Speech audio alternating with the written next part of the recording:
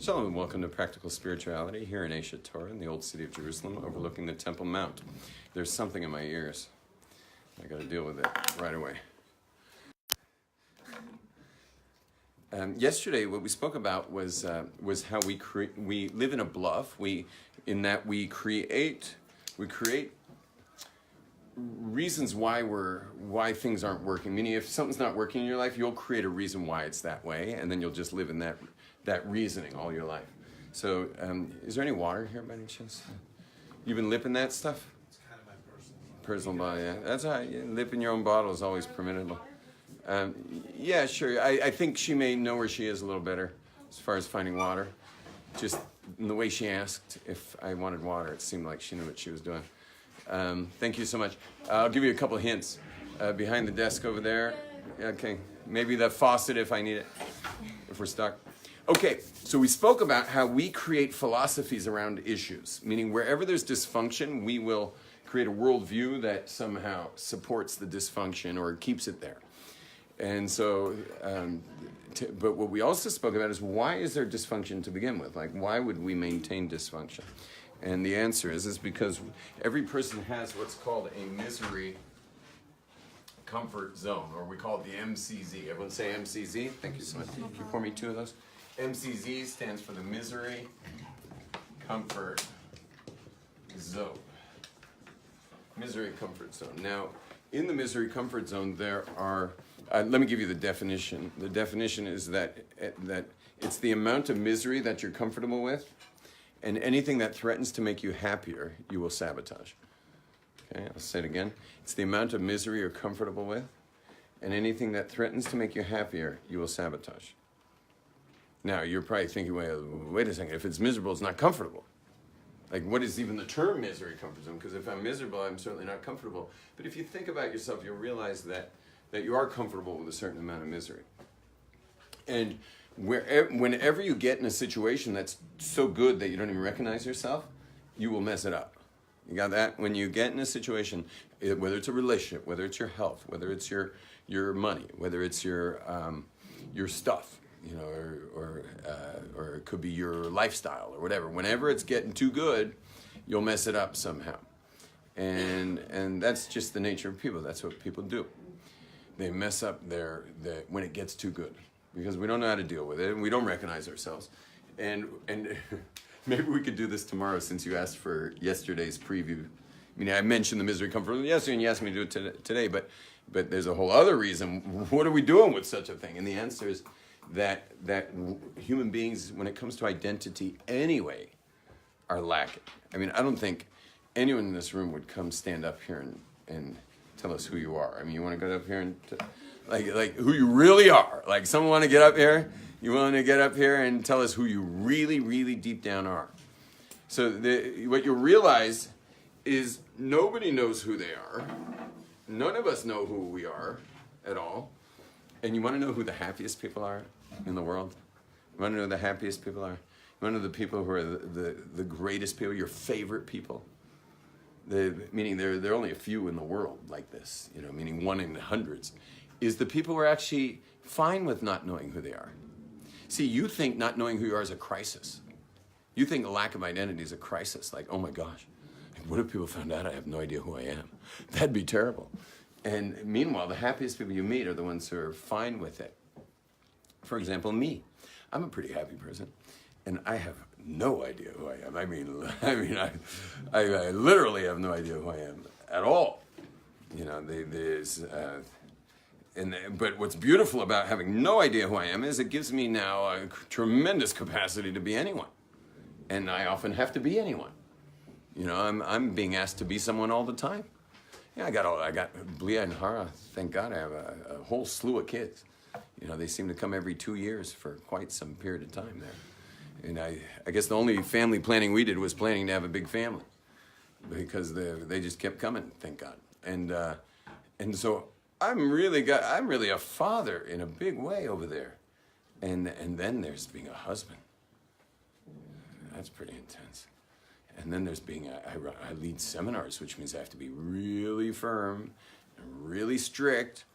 And I've got to take all the people who have a fear of being out of control, which is a good, let's say, at least a third of humanity has a fear of being out of control, and I have to break them in the seminar, to shake them up, and that's so not me, but I've got the capacity for that because I have no idea who I am anyway. So why not be Darth Vader for a few hours a night when I'm running a seminar, and be that sergeant.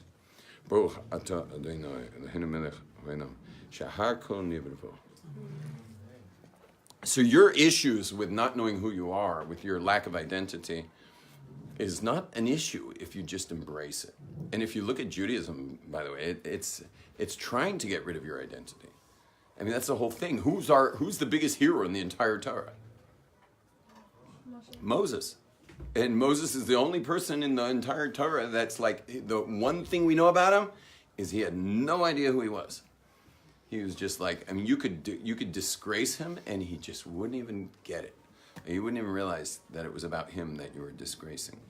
He didn't care if he was shepherding sheep or a nation of 3 million people. Like, it was like, oh, well, I know how to shepherd, so I guess, yeah, okay, I'll do it. And he goes down and he like shepherds the Jewish people for 40 years through the desert. Becomes the greatest leader ever, just because he could shepherd sheep.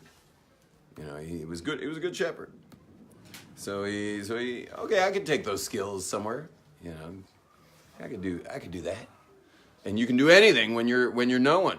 But when you're someone, whoa, watch out. I mean, how many people do I meet all the time who are just like, well, I can't do that. I can't do that. I can't do that. And I can't do that. Like, it's like I tell this guy, what's your name back there in the white shirt? Shimon, please sing us a solo. No thanks. I'm not doing that, And if you don't mind, I would like you, I'm going to set you up with a very, very wealthy guy here in Jerusalem. I would like you to take over one of his buildings. It has 100 units in it. Okay? So I'll get you the appointment. And your job is just to go in there and convince him why he should hand you these 100 units to manage. Let's do it. You ready? Yeah. You do it? You just go in there? Yeah, let's go.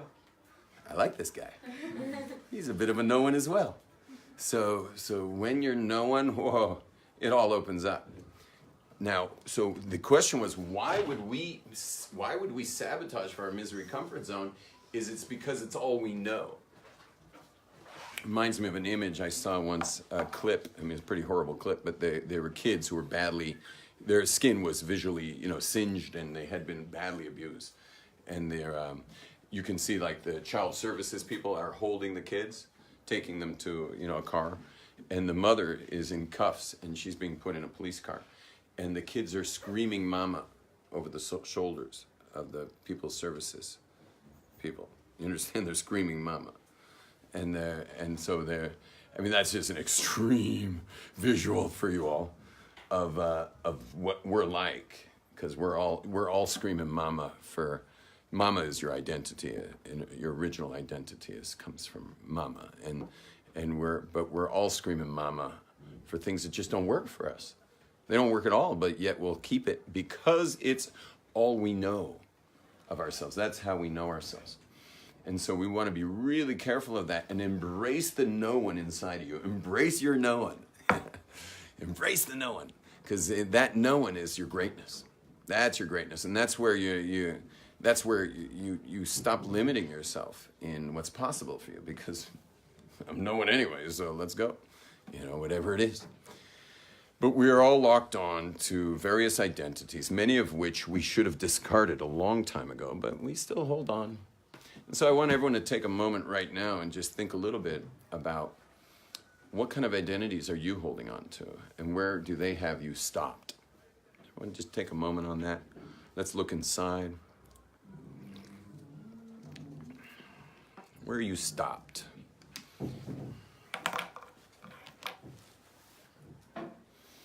Whether it's socially, professionally, dealing with authority, dealing with choices and decision-making, future, dealing with your future.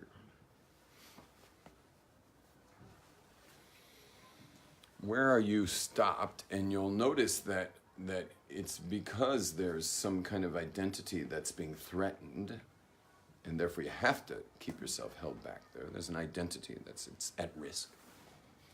Some identity you're squeezing onto. And you may not even like that identity very much, but at least you know it. It's so much more stable than the unknowns. And this is why, for example, diets don't work very well for people. Diets don't work that well for people because they just don't recognize themselves in top shape. They just can't, they don't know who that is to be in top shape. And so it's like, it's really hard. And once in a while you'll meet someone who, some people will have a surgery, or some other people will get themselves, in some extreme regimen to get in great shape. But you'll find them later back in the, like kind of recreating themselves back into the shape that their misery comfort zone would want to maintain for them. And obviously, when you're through with this, when you're done with your misery comfort zone and you're happy to be known, it's incredible how easy it is to maintain your physical body and your food intake and your exercise regimen, and it all just kind of flows quite naturally to someone who's known. And it's just kind of, you become kind of like, kind of cat-like, like you're almost like a deer in the mountains. Because they're exercising all the time, but they'd never even think of it as exercise. And they always eat the diet that's built for them from God. They're eating their food as close to the way God made it as possible. And when you're no one, you also tend to, you're not really touching packaged food much. Not so many products. Your drink is water, and your food is as close to the source as possible. Highly recognizable from when it was in the ground. You want it nice and fresh. And or in the water, or running around the ground, or whatever, but fresh and the least doctored up in frying pans and stuff like that. Because when you heat up oils, they get toxic, and they get acidic, and it makes everything taste good, but it's you start to see your mouth no longer as a place to live. Because think, how long does food live in your mouth? How long does food live in your mouth? Food lives in your mouth like, I don't know, it depends how long you chew. I mean, some people chew longer than others, but I would imagine that 1.0001% of the time food spends in your mouth compared to the time it spends in your body dealing with it. You know what I mean? The food in your mouth is like a tiny, tiny decimal point fraction of the time that food will spend in your body. But how many of us have been living in our mouths? We're literally living in our mouths as if that food's hanging out there the whole time. But it just isn't hanging out there the whole time. It's barely there. And the food's spending all this time in our body, and our body's just going like, what the hell happened? Like, what is that? What's going on there? And both the amounts and the intake and all this stuff. But so if you want to do this just for fun, when you go wherever you live, wherever you're staying in Jerusalem tonight, just for fun, go into the doorway and just stay in the doorway for a while till like your roommates are like, what are you doing? And you're like, well, I'm just hanging around the doorway, because I see I'm way overly involved in the doorway to my body, which is my mouth, and I'm just hanging out way too much in the doorway, and so I'm just going to stay in the doorway just to embellish this way I've been dealing with food, hanging around the doorway. You had a question? Yeah, okay, so if you tell yourself hey, I'm no one, doesn't that really affect, I say I don't know, self-esteem at a certain point, and then people don't really do anything if they feel like they're nobody. Yeah, there's two definitions of no one. I think you chose the one I wasn't discussing. I get what you're saying, but I feel like there's also a different way. There's a thing of you don't fall into any category, you can be whoever you want. But that's the part of telling yourself that you're no one, then you don't have the talents to You don't have the what? You don't you don't have it. If you're telling yourself oh, I'm a no one, so I can be whoever I want. Yeah. It's kind of a bit of a contradiction, because they're well, if you're no one and you don't have any skills, and then Oh, why'd you get rid of the skills? I'm just, I think, Where'd the skills disappear get rid to? of your identity, and then like, I kind of just feel like, I'm just waiting for the question. I don't know. Can you formulate the question? I'm happy to take this question. Like, I want the question. Saying I got rid of my identity, so who am I? Like, when I know, like, why is that no one? It gets also really great. Well, It's a like couple self-esteem things. at a certain A point. couple things happen when you get no one. I think you're misunderstanding this no one business.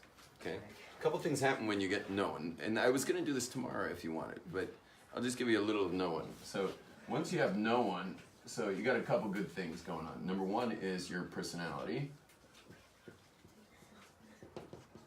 Because every person has a natural personality. If you take 30 3-year-olds in a kindergarten, are any two of them alike?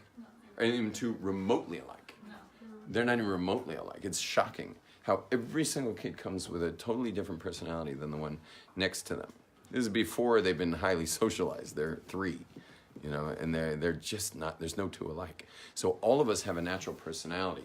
Now that natural personality gets like heavily trimmed until we're someone else, you know, because we basically cut and paste after that. Our natural personality is really quite dangerous for us once we turn 3 or 4 or 5 years old, because your natural personality has a lot of things going on. Like number one is self-expression. It's fully self-expressed. It's also extremely loving. Like anyone know of a toddler right now? Anyone have a toddler, a niece, a nephew, a child? Anyone know a toddler? Okay, you guys know a toddler? Okay, so who should we use? Who's the toddler in your life? Nephew. Your nephew? How old is he? 2. Perfect. Where does he live? Rechavia. Oh, great. So you see the kid once in a while. Yeah. Okay, you go there for Shabbos sometimes? This past Shabbos. Excellent. Now tell me at the table, who was the most alive? The toddler. Great. And tell me who had the most loving closeness going on in the whole event? What does that mean? Well, I don't know how much he knows you, but who would have been like won the award for loving closeness? Like to the toddler? Like, No. Who was the most experiencing loving closeness? I guess my sister with her son. Is the toddler the son? Yeah. So it wasn't. It was the toddler. I him. If we were to unpack your sister's relationship to love and closeness, you know, we'd be here for 5 hours dealing with that. You know, like who knows how complicated that is? You know, like the toddler's probably the safest person she knows, Probably, yeah. which is probably why you noticed she was feeling a lot of love and closeness. But the toddler gets it naturally. Toddler's always the most loving and close. Loving closeness is what toddlers are all about. I mean, go get a hug from a toddler. You know, it's just amazing. They just hug with their whole being. I mean, they're just completely like give their hearts entirely. That's the danger, is you want to be so careful with such a heart without any boundaries. Those kids are like, you know, they don't know how to hold back. They're just going to trust and trust and trust, and that's why we have to care for them so much. Now, of course, all you people who've been badly stung, that was yesterday's class, was that you don't trust enough. So nothing ever even can get going because you're so busy worrying about getting hurt. That toddler, what's his name? Nachman. Nachman? Yeah. Nachman's not scared of getting hurt. Did he seem scared that you might hurt his feelings if he was too nice to you or something? No. Okay, and then the next is who was the most self-expressed at the meal? The toddler. For sure. Yeah. Yeah, I mean, I've had several 2-year-olds in my house. My kid, you know, I'm at the head of the Shabbos table, a bunch of guests from all over the world, and my 2-year-old's like, they call, in Yiddish, they call you Tati. So my kid's like, Tati, who is that strange man sitting next to you? Yeah, they're just fully self-expressed. You know, I'm like, he's not strange, son. He's just different. You know, and my kid's like, he's not different. He's strange. And then I turn to the guy and I'm like, I'm really sorry. You know, and he's like toddlers. You know. Anyway, Nachman was for sure the most self-expressed. And then the other one is who has the most health and vitality at the table. Nachman. For sure, he's for sure.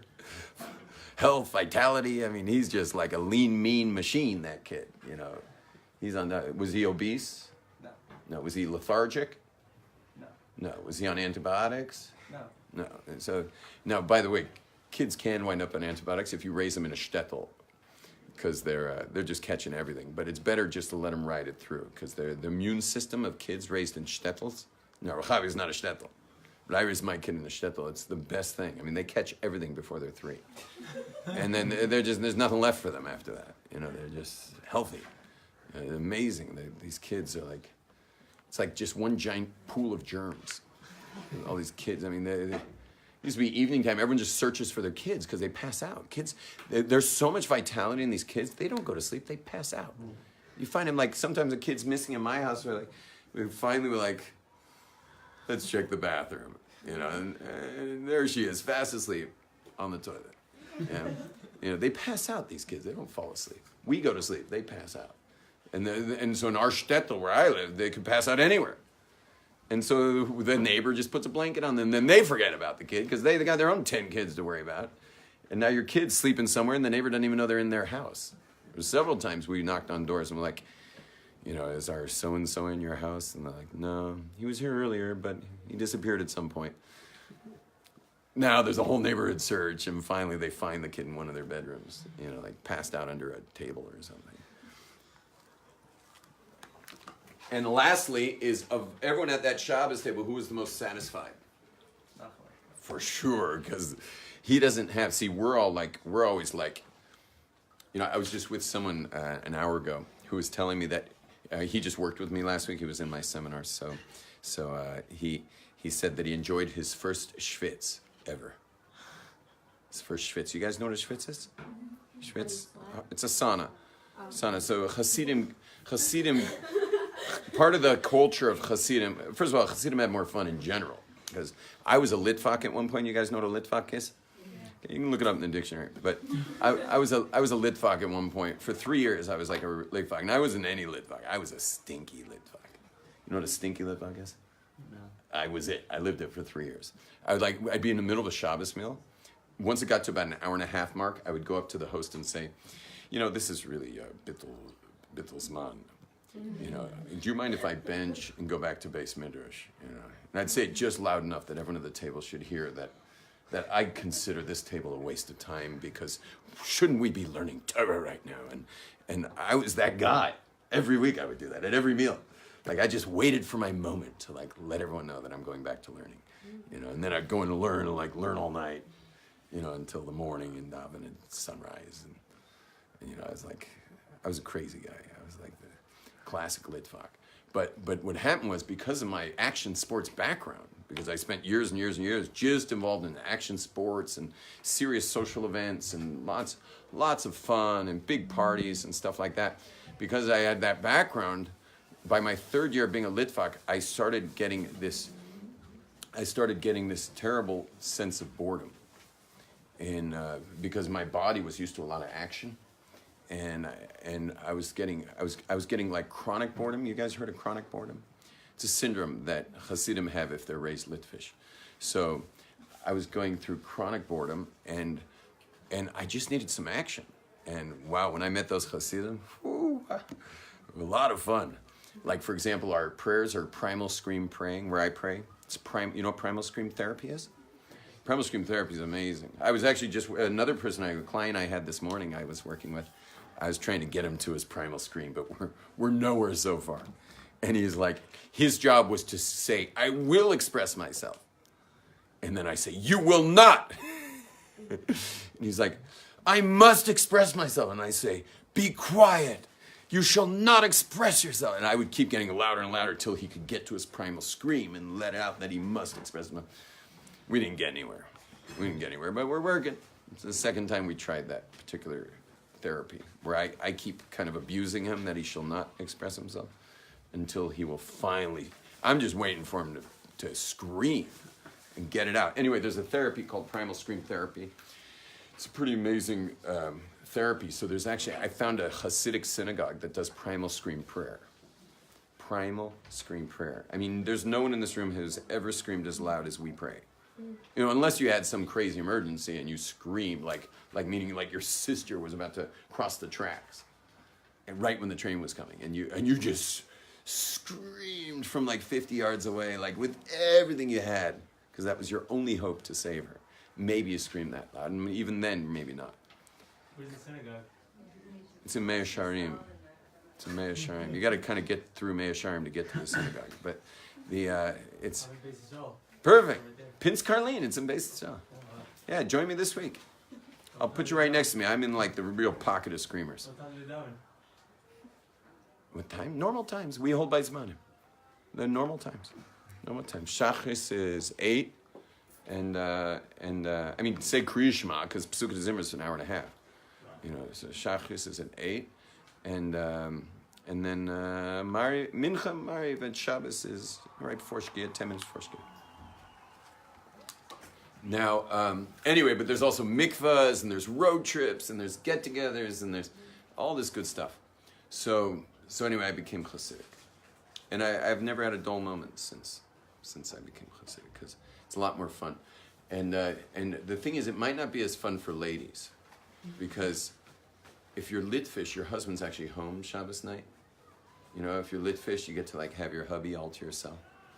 You know, and it's kind of like your family's the community, like your little family's the community, because there's never a community get together in the Litvish world unless someone dies, or there's there might be a wedding in the community or something, but it's more when someone dies, everyone's there all together.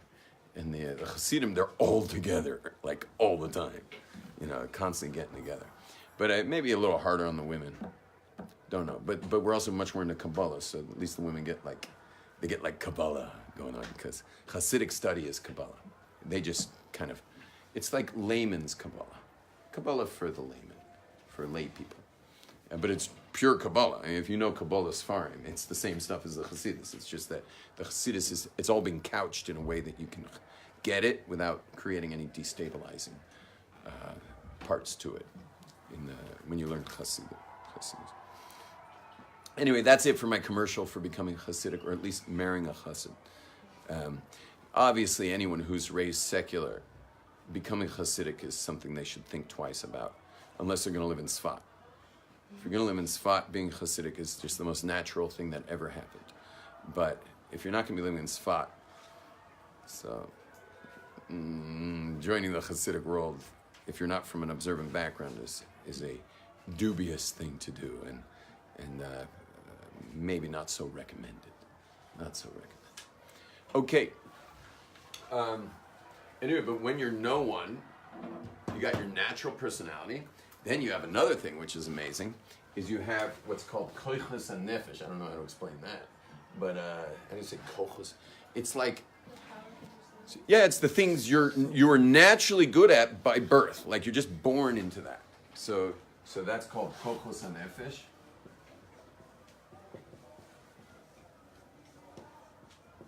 You have these natural koichus and nefesh, which is these. Let's call it inborn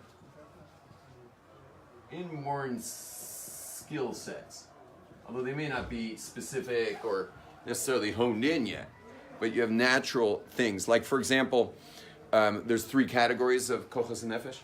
The 3 categories are intellect. Want to shut that?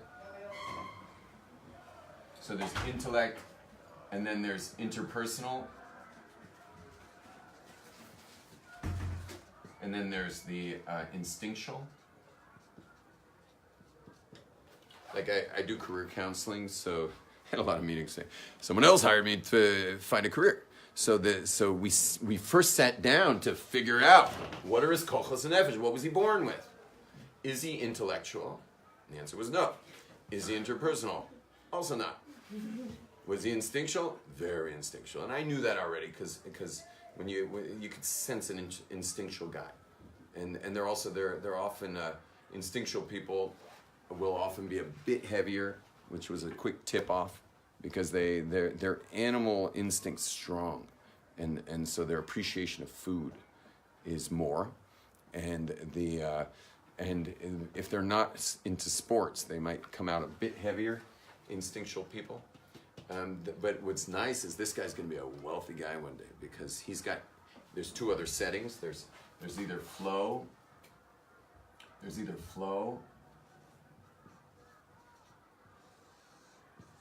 or there's structure. There's either flow or there's structure. So he was instinct structure, which is that's some of the wealthiest people in the world are the instinct structure types. And by the way, this is nothing to do with brains. Meaning, I know people are interpersonal or absolute geniuses. They just don't care that much about philosophy. And this guy, for example, was brilliant. And he's really going to be best in probably real estate. That's what we discovered. All the stock traders, those top stock traders, they're brilliant guys. They're instinctual. They sense the markets. And they're very good at the numbers and the structures of the markets and how things are trading and stuff. So like it's funny, these are the poorest people and these are the richest people when it comes to instinct. The perfect job for this guy is lifeguard.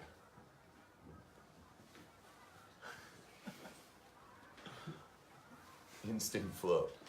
You know, you can only be a lifeguard if you're instinctual. Like you got to deal with some first aid and stuff. You also love the sand and it's very sensual. The water and the sand and the sun and the wind and the waves, and it's like your body's totally engaged like all the time. You know, in the instincts of it. But it's also very flow because you're a lifeguard. You know, a lifeguard without big waves means you're not going to be saving a lot of people very often. You know, and then there over here is the stock trader.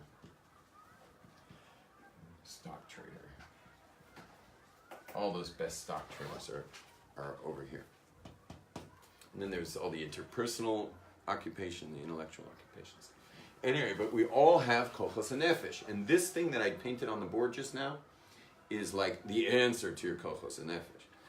And these are born, you're born with these kochos and nefesh.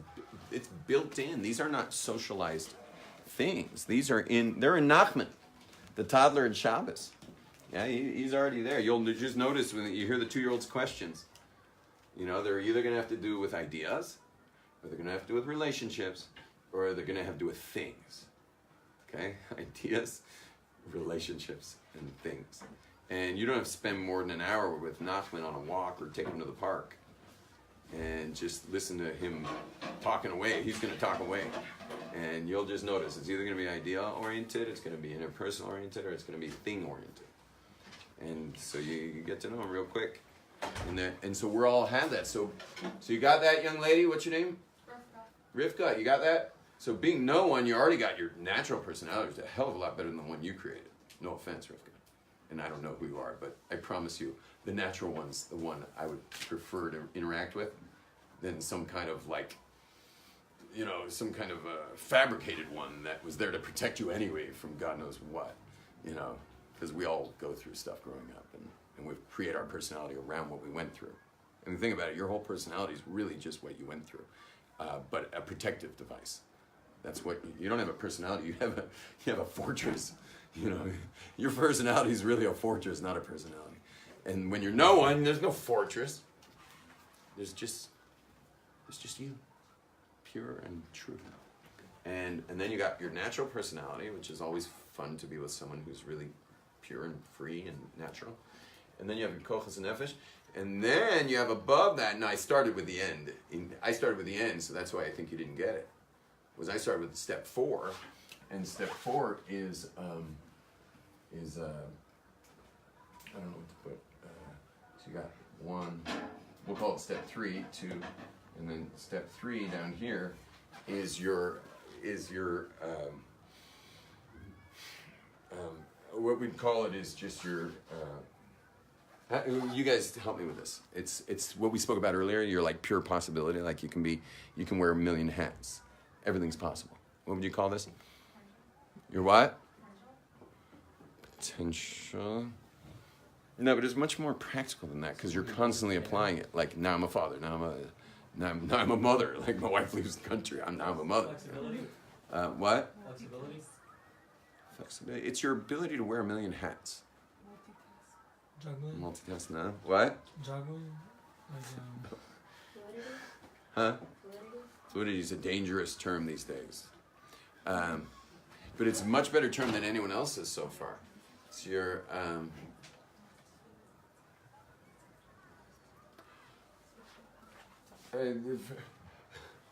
for lack of a better word. Look it up. For your endless possibilities. Okay? For your endless possibilities, which is... Yeah, your adaptability. I put possibilities, but I'm also my seminar is called the possible you. It's not called the true you. It's called the possible you, because if it was the true you that you created, well, you just start fortressing around that. Like you say, oh, this is who I am, and now you're going to go push that on everybody. So it's called the possible you because anything's possible, and you're just as possible to be this as that in any given moment based on what's appropriate for what's being asked of you in that particular situation. Anyway, but that's the possibilities, or I liked fluidity, and that was cool. And then what was the third one? Adaptability, right? Very nice. So, and what a pleasure. And what a pleasure to be around someone like that. And you think about people you like most love, they're the closest to these. The people you most love are close to this. And here's the crazy thing, is all the you that you've fabricated as you is a pain in the neck to be around. I mean, you're a liability, no offense, but you're a liability to be close to. But think about it, you are a liability.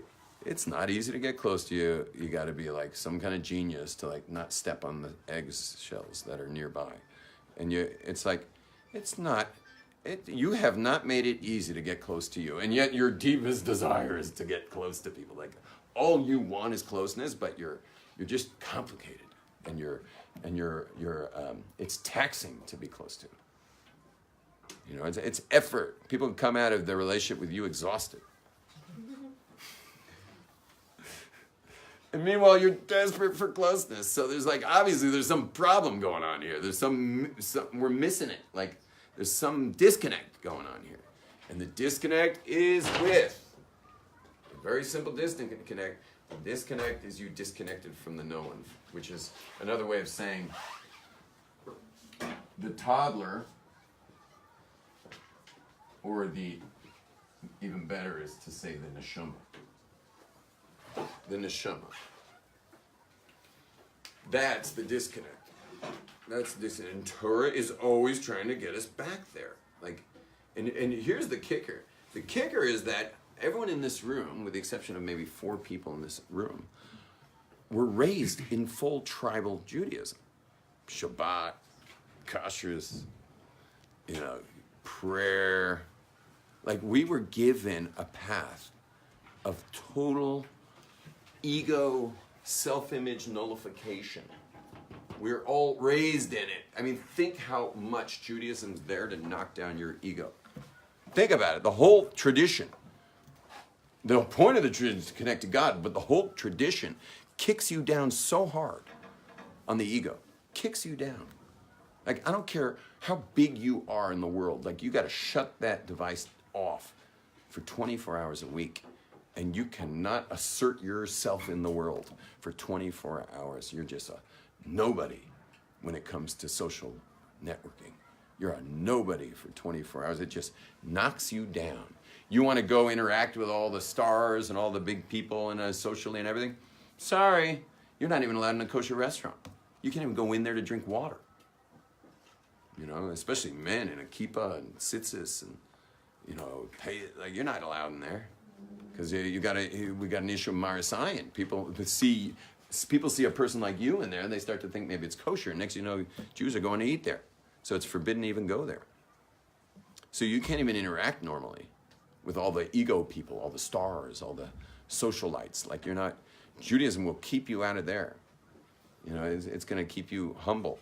Another thing is Judaism, our tribal tradition, means you're always under a mentor. There's no I did it my way in Judaism. It just doesn't exist. It's like un-American Judaism. There's no self-made man in Judaism. Greatness comes from being with a Rebbe. You got someone mentoring you the whole time. And when you get married, ladies, you're under your husband's mentor. And he's leading your family to victory. Not you, not your husband. You are being led. Now, obviously, a good mentor gives you all the sense of independence, all the sense of power, all the sense of choice, all the sense of leadership. A good mentor is taking really good care of you. In not being the guy who's like taking away. Because a good mentor knows that what's reward come from. Because think about it, what is this world? This world's just a holographic projection. This world doesn't exist. There's nothing real here. This is a holographic projection. So the only possible reward you can have for like swimming around an aquarium like this world would be your choices. So a mentor knows that. Someone who knows Torah deeply, it knows that your only reward will be from choices. So he's going to always give you the space for your choices so that you are rewarded for swimming around an aquarium for 70, 80 years, as if there were any years. There's no such thing as years. There's only now. God never created time. Time is a psychological figment of our imaginations. But you gotta have choice. So good mentors leave that space for the choice. That's my job as a mentor, is I just create, like, I lead them to the choices. And you know, I make sure they're not gonna do something really stupid. You know, I will step in if someone's gonna get hurt, I'll step in. But otherwise, the end choice is their choice, so that they can own that choice, and they can be rewarded for the choice. Anyway, we're from the tribe that's just there to nullify. I mean, why do you think, I know I say this a million times, but why do you think our prayer shawls have black stripes on them? Because it's barcode. So God knows who's praying. Okay, we're all of our prayers are in plural. You're not, I don't have a prayer book here, but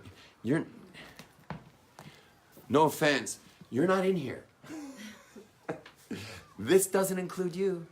You know, it includes you as much as it includes every Jewish person in the tribe, not to mention the Gentiles that benefit greatly from this, but because we're a light to them, and we're obviously channeling down the creation into the world that everyone benefits from. But you're not in here as an individual.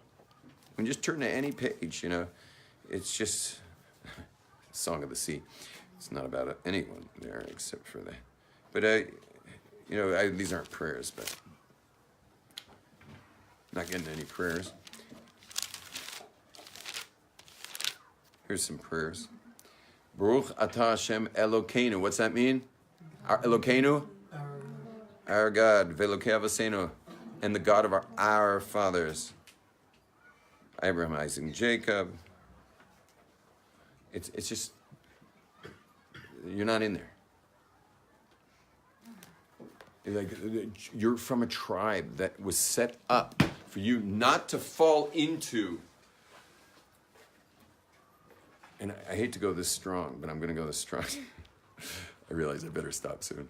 Is let you fall into demonic possession. When I say demonic possession, I don't mean demons. What I mean is the DMN part of your brain, the default mode network, which is the part of your brain that projects into the future everything you went through in the past to make sure you can navigate, and you developed a personality to navigate the future. So you're like at all times on some white-knuckled ride to somehow navigate your life based on the past. And that default mode network that's inside your brain suppresses your experience of life and coats everything into concepts, a digital display for you to somehow navigate and not get hurt. Yet you're from a tribe. If you're Jewish, you're from a tribe that was set up to suppress all that so that you could be in full experience of life. Oops, 409. Everyone, please join my club, the Yom Tov Media Club.com. If you're watching this, the club's finally established, so please join the club. Click YomTovMedia.com. Yom Tov Media Club. Anyone want to be in my club? I've got a club, so please join it. It's going to be very special, and we're going to do cool things together. YomTovMediaClub.com. Shalom, everyone. Clubhouse.